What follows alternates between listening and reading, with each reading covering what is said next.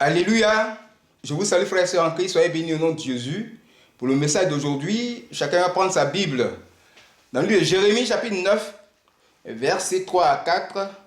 Et le Proverbe, chapitre 18, verset 24. Ce message a pour thème: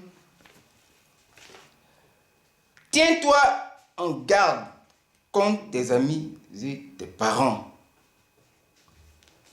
Alors nous allons lire la parole de Dieu. Pourquoi Dieu nous demande de nous tenir en garde quand nos amis et nos parents.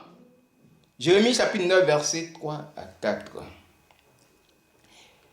Ils ont la langue tendue comme un arc et lancent le mensonge. Ce n'est pas par la vérité qu'ils sont puissants dans le pays, car ils vont de méchanceté en méchanceté, et ils ne me connaissent pas, dit l'Éternel. Que chacun se tienne en garde contre son ami, et qu'on ne se fie à aucun de ses frères, car tout frère cherche à tromper, et tout ami répand des calomnies. Proverbe chapitre 18, verset 24. Celui qui a beaucoup d'amis les a pour son malheur, mais il est tel ami plus attaché qu'un frère. Alors, tiens-toi en garde contre tes amis et tes parents.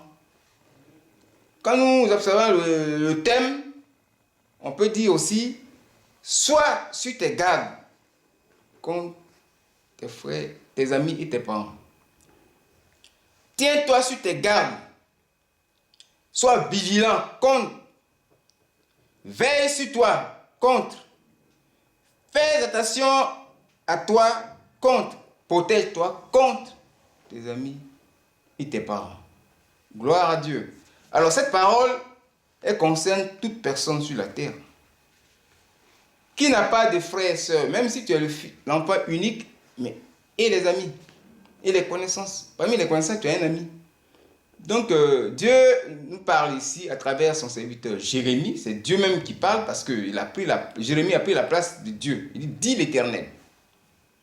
Alors Dieu nous parle directement, parce qu'il y a quelque chose qui ne va pas. Il parle à ses enfants qui ne sont pas encore corrompus, à ces enfants que le diable n'a pas encore possédés. Est-ce que tu es déjà possédé par le diable? On peut te dire de prendre garde. Jamais. Et ça, c'est le reste des enfants de Dieu qui sont encore attachés à Dieu. Nous sommes en Israël, en fait. Jérémie est prophète en Israël en son temps. Alors, tout le peuple d'Israël, les 10 tribus d'Israël, on appelle le royaume d'Israël, est déjà sous la domination du diable. Ça, c'est déjà fini. Au temps de Jérémie. Jérémie est ici, nous sommes au temps de Jérémie dans le royaume de Juda, qui est de la tribu de Juda et la tribu de Benjamin. Et donc, plusieurs enfants de Dieu sont déjà rétrogradés. Et donc, la parole s'adresse à nous, les enfants de Dieu.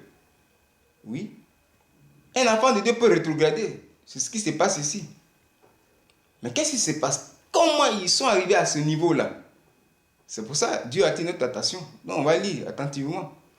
Parce qu'en fait, le reste qui sont encore attachés à Christ sont au milieu, ils sont avec eux. Vous voyez? Et donc, c'est cela. Et dans le thème, on va passer à amis, amis et frères. Le mot ami, amitié, amour a pour racine l'âme. Vous voyez? Tu ne peux pas être ami à une personne si ton âme n'est pas attachée à l'âme de cette personne. Ce n'est pas possible. Ça se fait dans le spirituel. Si c'est le diable qui le fait, c'est dangereux. Un ami, son âme est attachée à l'autre, à son ami. Si c'est 2-3 amis que tu as, ton âme est attachée. Vous êtes un. Votre âme est unie. Et le corps va s'unir dans le physique. C'est comme ça que ça se passe.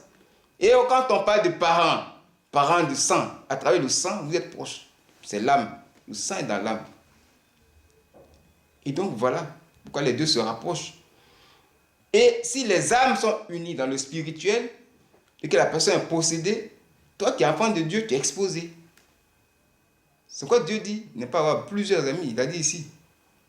Il ne va pas trop contre les amitiés. Hein. On n'a pas dit des haïs, les parents, des haïs, les amis. Ce n'est pas ce qu'il dit ici.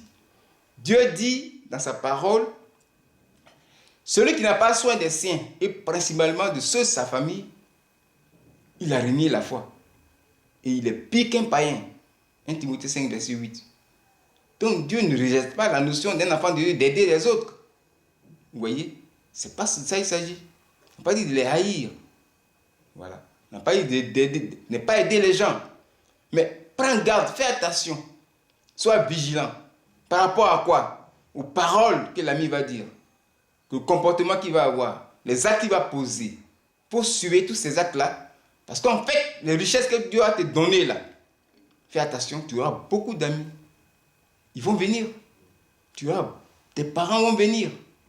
C'est vrai, tu es pauvre, mais la pauvreté, elle est en train d'être combattue. Nous sommes dans les cérémonies. La richesse est déjà là. Ceux-là vont t'envahir. Dieu te prévient. Très attention à ça. Ça va nous suivre. Quand tu vas construire ta maison, les voitures vont venir, les gens vont venir de partout.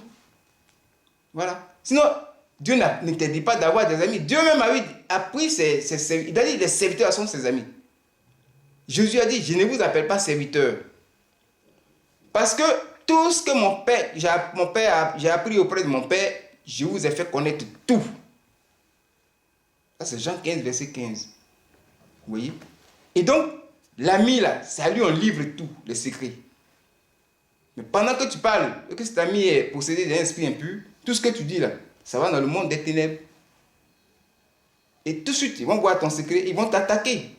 C'est ça que ça dit. Donc Jésus, Jean 15, verset 15 dit quoi?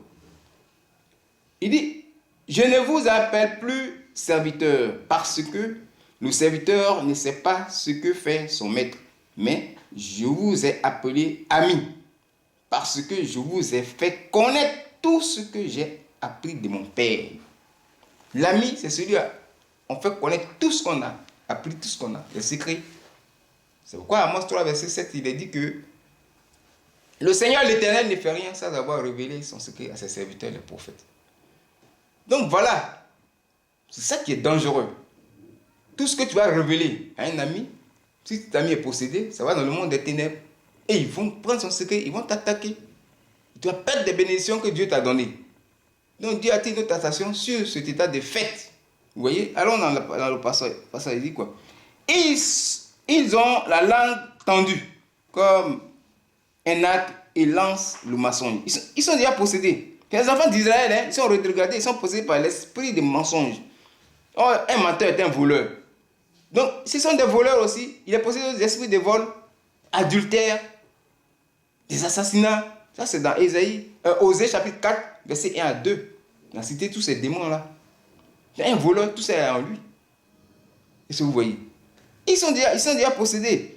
Ce n'est pas par la vérité qu'ils sont puissants dans ce pays. Ils ne sont pas puissants par l'onction de Dieu.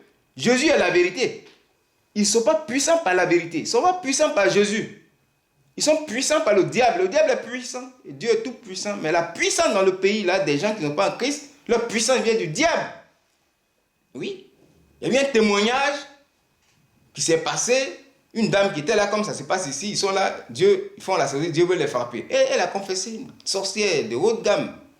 Elle dit qu'en fait, elle était bébé quand on l'a initiée. Si elle ne parle pas, elle va mourir. On dit, parle. L'homme de Dieu dit, parle. Elle dit qu'en fait, ses parents sont allés chez un féticheur pour la délivrer. Le féticheur a augmenté sa vitesse de déplacement. Quand il a vu qu'elle se déplace vite, il a pris la vitesse de 14 chauves-souris. Donc, elle se déplace en tierce, elle est à Chicago. En tierce, je suis à New York. Je connais ces pays-là comme rien. En 30 tierces, avant la seconde, moi, je suis arrivé. Là, l'homme de Dieu lui dit, mais où pouvez votre puissance là? Elle a dit non.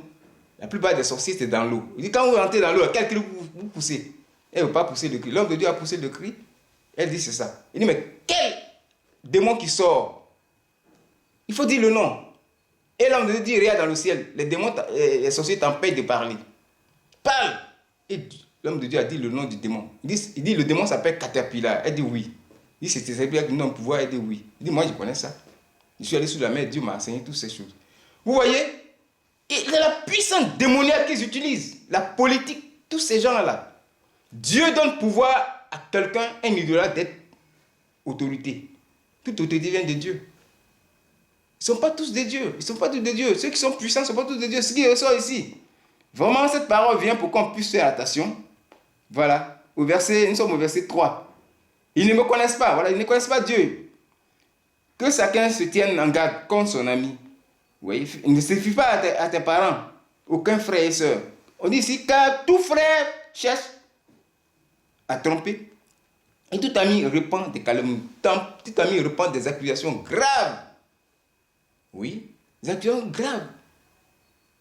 Et de nature mensongère. Voilà ce que font les amis et les frères contre les autres. Donc méfions-nous. Soyons sous nos gardes. Soyons vigilants. C'est ce que Dieu nous enseigne. Pour qu'on puisse réussir. Pour que le diable ne nous avale pas. Gloire soit rendue à Jésus. Cette parole est venue pour nous donner une ligne de conduite propre dans la vie. Au nom de Jésus. Amen.